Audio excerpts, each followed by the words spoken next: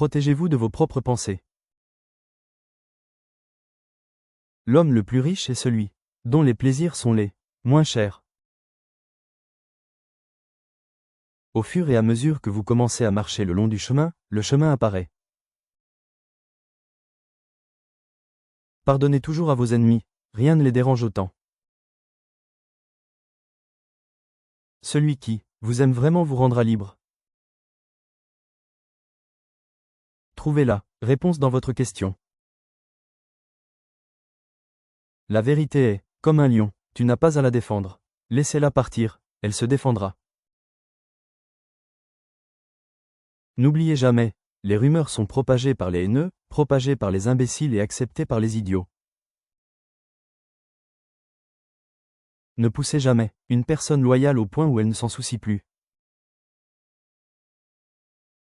Tout le monde pense à changer le monde, mais personne ne pense à se changer soi-même. Il ne faut pas dire que chaque erreur est une bêtise.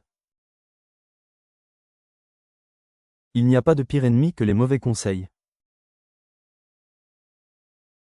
Si vous êtes de mauvaise humeur, allez vous promener. Si vous êtes toujours de mauvaise humeur, faites une autre promenade. Prenez l'habitude de faire deux choses, aider ou au moins ne pas nuire. Même si vous connaissez le chemin, demandez à nouveau. Traitez les défauts des autres avec la même douceur que les vôtres. Ceux qui accomplissent de grandes choses prêtent attention aux petites choses.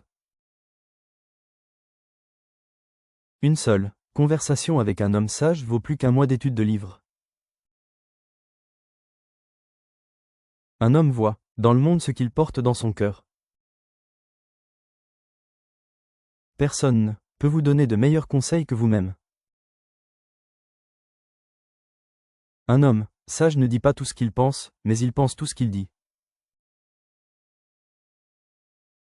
Au lieu de combattre le monde, tuez votre ego. Une grenouille dans un puits ne connaît pas l'océan. Une erreur n'est qu'une autre façon de faire les choses.